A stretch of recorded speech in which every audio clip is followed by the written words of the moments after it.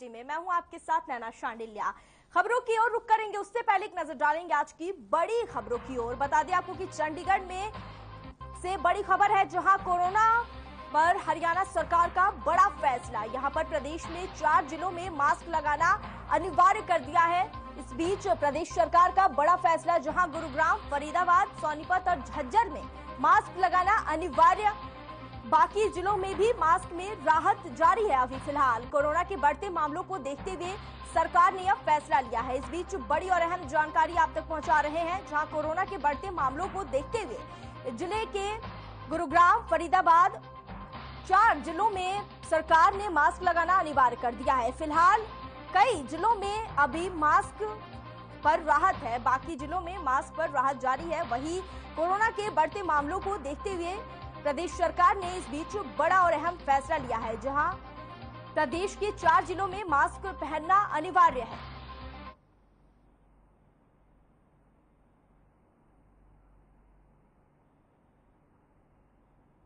Corona के बढ़ते मामलों को देखते हुए प्रदेश सरकार ने बड़ा और अहम फैसला लिया है, जहां पर बता दें आपको कि अभी फिलहाल बाकी जिलों में मास्क में राहत जारी है, लेकिन वही 4 जिलों में सरकार ने मास्क अनिवार्य कर दिया है।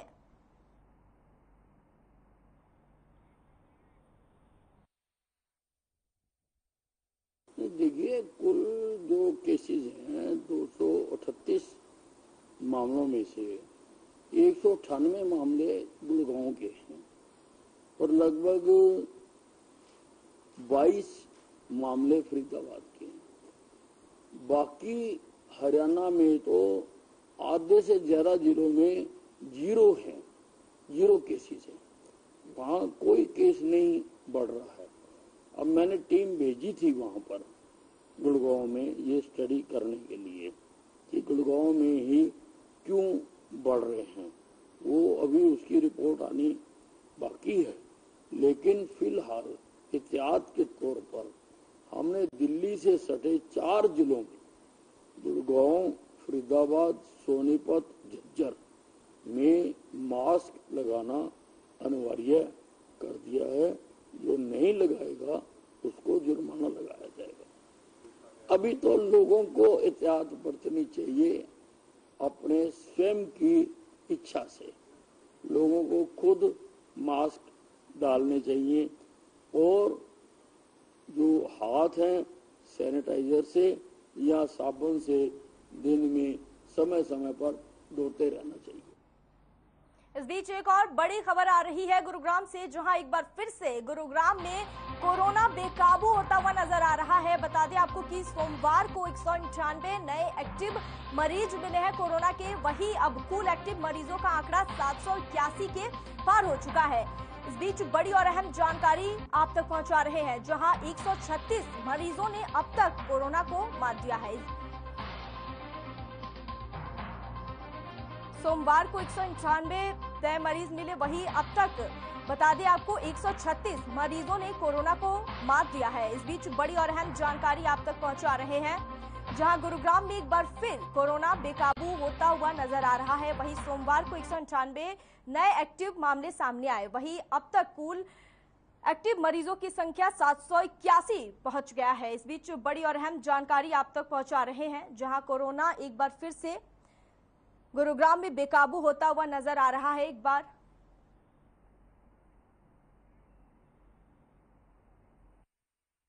हाँ, अभी जो प्राइमरी इंफॉर्मेशन मिली है, S&B कंपनी के कुछ एम्प्लॉयज हैं जो यहाँ सुभाष चौक के पास खड़े थे।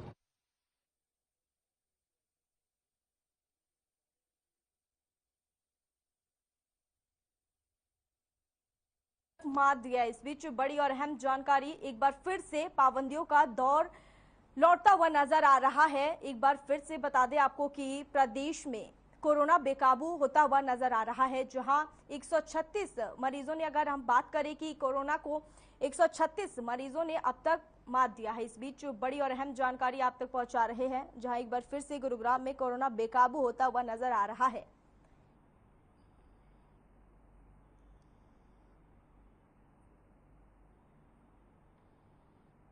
वहीं इस बीच प्रवीण शर्मा, ब्यूरो हेड, हमारे साथ इस खबर पर लाइव जुड़ गए हैं। तो क्या प्रवीण, क्या एक बार फिर से पाबंदियों का दौर लौट रहा है? क्या एक बार फिर से कोरोना बेकाबू होता हुआ नजर आ रहा है? जी बिल्कुल नैना, देखिए अगर बीते एक हफ्ते की बात करें तो गुरुग्राम में लगातार जो कोरोना का ग्राफ है तेजी से बढ़ता नजर आ रहा है। और अगर हम आज की बात करें सोमवार को 198 नए पॉजिटिव केस आए हैं, जिसके चलते जो है गुरुग्राम में 781 जो पॉजिटिव केस इस वक्त मौजूद हैं। 5 लोग हॉस्पिटल में इलाज करा रहे हैं, बाकी सभी होम आइसोलेशन में इलाज करा रहे हैं। और मैं आपको बताना चाहूंगा कि जब कोरोना पीक पर था तो एक एडवाइजरी जारी की गई थी कि जहां पर भी पॉजिटिव रेट 5% से ज्यादा होगा वहां पर जो है कड़ी गाइडलाइन लगाई जाएंगी, कड़े पाबंदियां लगाई जाएंगी। और गुरुग्राम में अगर मैं आज की बात करूं तो आज 5.96 जो है पॉजिटिव रेट आया है। तो कहीं ना कहीं एक बड़ा खतरे की घंटी है। और फिलहाल सरकार ने एहतियाती कदम उठाते हुए जो है जो 4 जिले हैं उनमें मास्क अनिवार्य कर दिया है, जिसमें गुरुग्राम भी एक जिला है। तो गुरुग्राम दिल्ली से बिल्कुल सटा हुआ जिला है और गुरुग्राम में दिल्ली से रोजाना लाखों की संख्या में लोगों का आवागमन होता है और दिल्ली में भी केस तेजी से बढ़ते दिखाई दे रहे हैं।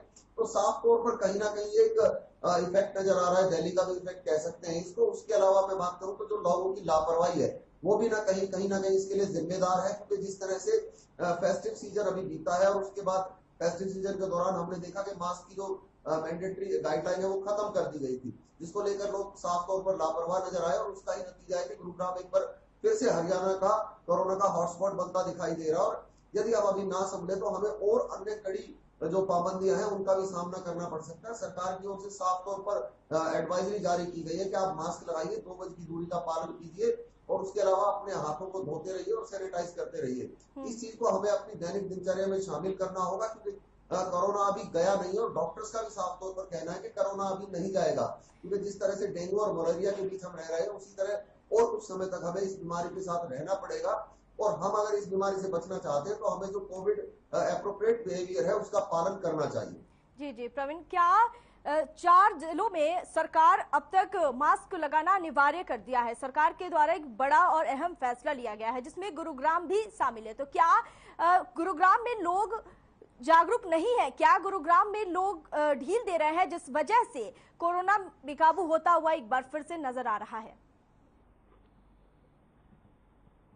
देखिए बिल्कुल मैं आपको बताना चाहूंगा कि गुरुग्राम एक ऐसा शहर है जहां पर हजारों की संख्या में लोग अन्य प्रदेशों से और देश के अलग अलग भागों से आते हैं और सभी जो है काम की तलाश में यहाँ पर आते हैं। और उससे साफ जाहिर है कि वो लोग कोविड प्रोटोकॉल का पालन नहीं करते और जो कॉर्पोरेट हाउसेस हैं उनमें भी ये जो प्रोटोकॉल है इसको हटा दिया गया था। लेकिन अब फिर से जब केस बढ़ने लगे तो कुछ संस्थानों ने इसका पालन करना शुरू किया है और कहीं ना कहीं जो लापरवाही इस दौरान देखी गई है उसी का नतीजा है कि कोविड के पेशेंट जो है एक बार दोबारा से बढ़ने लगे। और इसके अलावा जो अब मौसम का माहौल है, जो गर्मी एकदम से पड़ी है उसके चलते जो है जो लोगों को खांसी जुकाम और बुखार की तकलीफ शुरू हुई है और जब लोग अपना टेस्ट कराते हैं तो कहीं ना कहीं वो पॉजिटिव आ रहे हैं। तो साफ जाहिर है कि जो लापरवाही हमने पिछले दिनों की है, 31 मार्च के बाद जो हमने लापरवाही की है वो 20 दिनों के बाद अब निकल कर आई है और लगातार जो है कोरोना के पेशेंट बढ़ रहे हैं, जिसको लेकर प्रशासन लगातार सतर्क नजर आ रहा है और जो वैक्सीनेशन है उस पर लगातार जोर दिया जा रहा है। हालांकि इसमें सीवियरिटी अभी इतनी नहीं है क्योंकि केवल 5 लोग ही 781 में से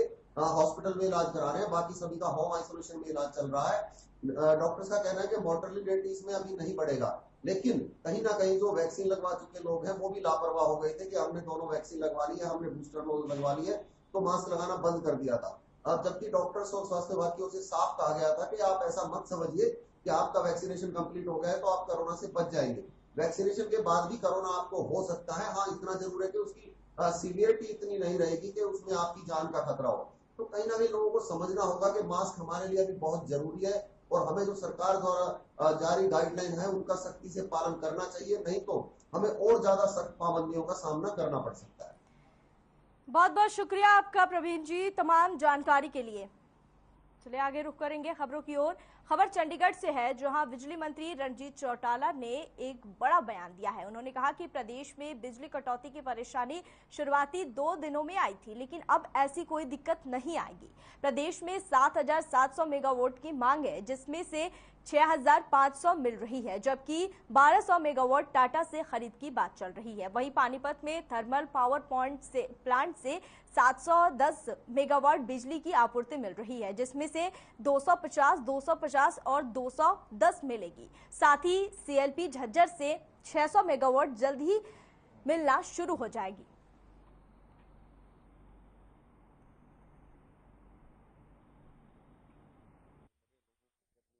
सब थर्मल ऑन है। पानीपत में हमारे 3 में है अलग अलग यूनिट, मिलके 710 मेगावाट है। 250 एक 210 है। हमारा 710 मेगावाट वहाँ से मिली है। यहाँ हमारा यमुनानगर में 300 के 2 है, 600 मेगावाट है, वो में मिल रहा है। खेतर में हमारी 2 यूनिट है, जिनमें एक 600 हमारा चल रहा है। एक का जो रोटर है वो चाइना से आना है, वो अभी लॉकडाउन में नहीं आ रहा, तो एक वो हमारा चल रहा है। बाकी हमें जो है इनसे मिल रही है आपका क्या कहते हैं CLP झज्जर से 600 मेगावाट हमें कल मिल जाएगी। टोटल हम पे 6500 मेगावाट है। और हमारी जो इस वक्त कंजम्पशन आ रही है, रात को जब सारी ज्यादा तेज होती है, दिन में तो इतना नहीं रहता, तो 7300 आप समझो 7700 मेगावाट हुई है। बताया चाहे हमें 12 रुपए लेनी पड़े, 12.5 रुपए लेनी पड़े, लोगों को गर्मी नहीं मरने देंगे। हमारा डिपार्टमेंट 2000 करोड़ रुपया प्रॉफिट में जा रहा है। हमारा सबसे कम लाइन लॉस है गुजरात के बाद, 13.46 है, 13.46।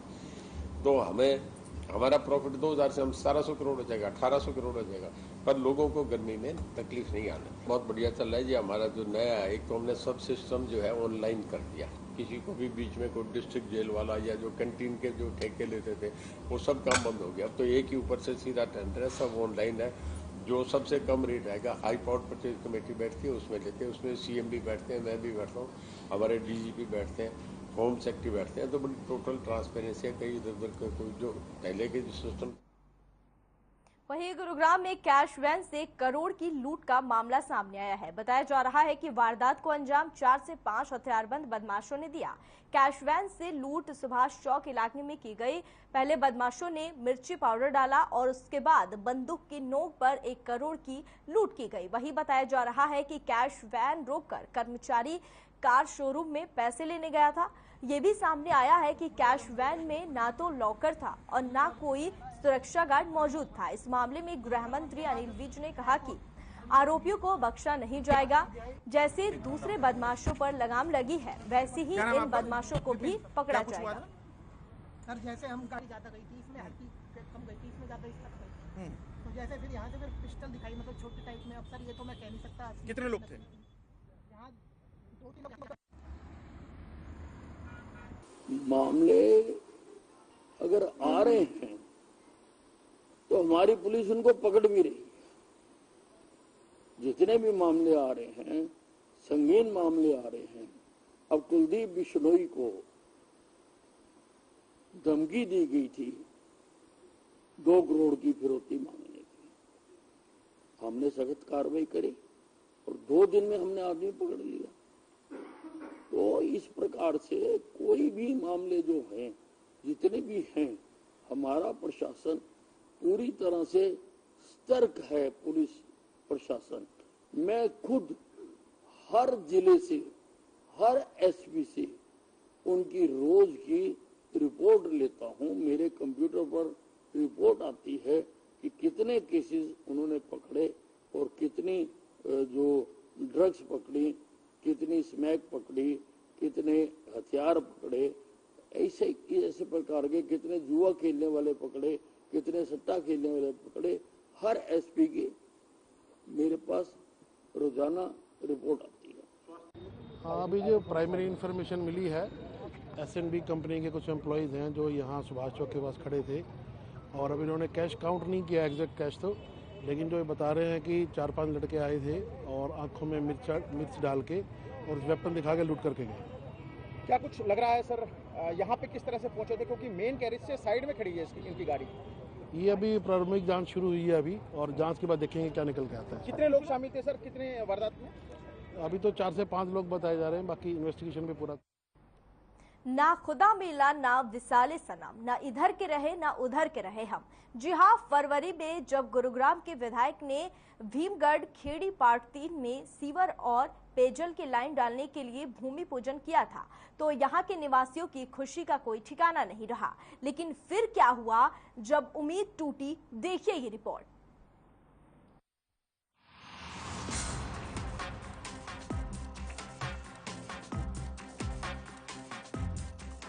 इन सड़कों को देखिए, देखकर लग रहा है ना जैसे ये बड़ा नाला है, लेकिन नहीं, जी नहीं, ये नाला नहीं है, ये सड़क ही है। लेकिन इसकी हालत बद से बदतर है। भीमगढ़ खेड़ी पार्ट 3 के इस इलाके के रहने वाले लोगों को भी उम्मीद यही थी कि अब उनके दिन सुधरेंगे और उन्हें भी कच्ची गलियों से निजात मिलेगी, पीने के लिए शुद्ध जल नसीब होगा। लेकिन उनकी खुशी को ग्रहण लग गया। भीमगढ़ खेड़ी है जो वार्ड नंबर 1 के नाम से जाना जाता था कभी, और वार्ड नंबर 1 भी था। ब्रह्म प्रकाश चेयरमैन थे जब, इसमें काम ये मतलब हर चीज से 1 नंबर पर ही था। जब से हमारी पार्षदी किसी और एरिया में गई है तो भीमगढ़ खेड़ी को तो एक तरफ रख दिया गया, इसके साथ दोगला व्यवहार किया जा रहा है। आज तक कोई भी काम इसमें कभी भी मन लगाकर नहीं किया जाता, फॉर्मेलिटी के तौर पर किया जाता है। ये आप देखोगे, अगर आप चारों तरफ देखते हो तो ये नया सीवर डला अभी, ठीक है, इसे बेचारे बहुत परेशान है। ठेकेदार ने सीवर और पेयजल की लाइन डालने के लिए खुदाई तो कर दी, परंतु काम को बीच में ही छोड़ दिया, जिसके चलते यहाँ हर रोज हादसे हो रहे हैं। इन लोगों की सुध लेने वाला कोई नहीं है। इनकी माने तो अगर जल्द ही उनकी समस्या का कोई समाधान नहीं हुआ तो बुधवार को सभी लोग निगम कमिश्नर और वार्ड 10 की पार्षद का घेराव करने को मजबूर होंगे।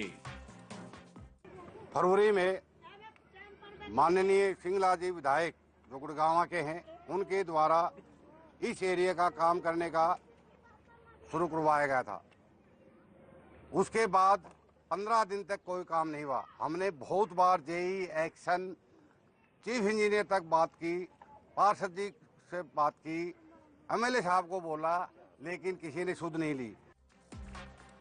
सीवर के लिए खोदी गई लाइन में पानी भरने से मच्छरों की भरमार हो गई है। इलाके में डेंगू, मलेरिया जैसी बीमारी बढ़ने का खतरा मंडराने लगा है। और मैं यहाँ की निवासी हूँ, रेगुलरली देखो हम 8-10 सालों से यहीं रह रहे हैं, ठीक है। हमें इतनी परेशानियों का सामना करना पड़ा है, लेकिन अब हद से ज्यादा लिमिट क्रॉस हो रही है। बच्चों की जान पे बन रही है। मेरा बच्चा कल स्कूल से आते वक्त यहाँ गिर गया, सर भी फट सकता था, कुछ भी हो सकता था। देखो आप इसे खुद देखो, टाके आ रहे हैं, देखो आप। कहाँ तक भुगतेंगे हम? इतने दिन हो गए, रोज फोन करते हैं, हाँ जी बात करेंगे, हाँ जी बात करेंगे। कोई बागड़ी नहीं आते यहाँ पर, कोई जेई नहीं आते, आते हैं वहीं से वापस हो जाते हैं, हाँ करवाएंगे जी करवाएंगे। कोई किसी की सुनवाई नहीं है।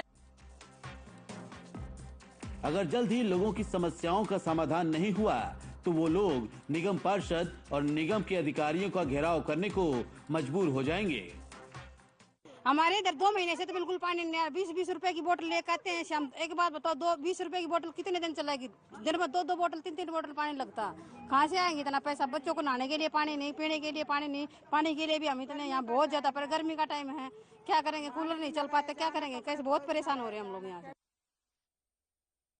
सीवर और पेयजल के लिए खोदी गई सड़क कब तक बनकर तैयार हो पाती है, यह तो वक्त ही बताएगा। फिलहाल तो भीमगढ़ खेड़ी पार्ट 3 के निवासी स्लम बस्ती से भी बुरी हालत में जीने को मजबूर हो रहे हैं, क्योंकि यहाँ की सड़कें हादसों को रोज न्योता दे रही है। गुरुग्राम से हर खबर के लिए संजय शर्मा की रिपोर्ट।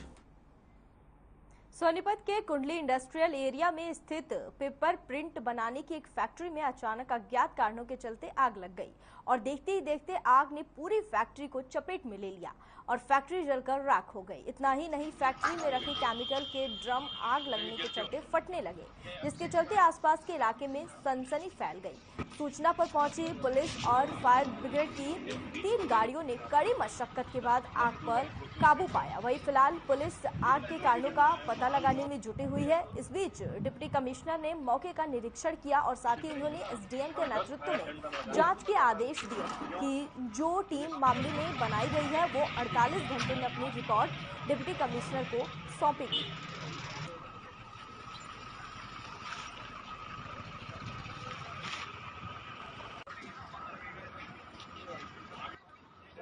अब ये action global private limited company की थी, जो कि फैक्ट्री है ना पेपरमिंट मेंथोल क्रिस्टल बनाती थी जी सर, जो हाईली इनफ्लेमेबल मटेरियल है। और इसके अंदर प्रॉब्लम ये है कि फायर ऑडिट प्रॉपर हुआ था या नहीं था, ये अभी जांच का विषय है। और हमने बड़ी दिक्कत हुई शाम को, हमने पूरे दिल्ली से, रोहतक से, गोहाना से पानीपत समालखा तक से फायर टेंडर मंगवा के डिस्ट्रिक्ट एडमिनिस्ट्रेशन ने और फायर डिपार्टमेंट ने बखूबी अपना काम किया है। एक्चुअली बड़े स्ट्रेटेजिकली प्रशासन ने अपना काम किया है। मेन फोकस हमारा फायर वाली जगह पे ना हो के जब हमें ये असर्टेन हो गया कि ये फैक्ट्री तो गई, क्योंकि इसमें हमें कोई आइडिया नहीं था कि जो केमिकल कितनी मात्रा में पड़ा कितनी मात्रा में नहीं पड़ा। मालिक भी ये पूरी बात हमें नहीं बता पा रहे थे, तो हमने एक बड़े स्ट्रेटेजिकली यहाँ से फोकस हटाकर आधी गाड़ियाँ वहाँ डिप्लॉय कर दी जिसके साथ दूसरी फैक्ट्रियाँ लगी हुई थी। फरीदाबाद के पल्ला क्षेत्र में 13 तारीख को 17 साल की लड़की की मौत हो गई थी, जिसे परिजनों ने आत्महत्या का मामला मानकर धार्मिक रीति रिवाज के अनुसार उसके शव को दफना दिया था।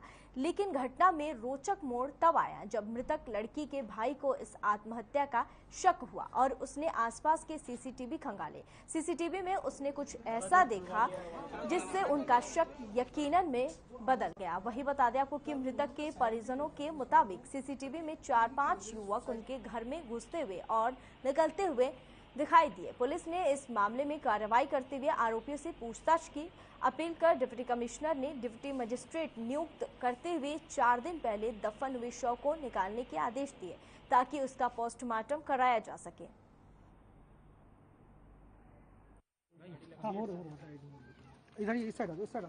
क्या पता लगा आपको?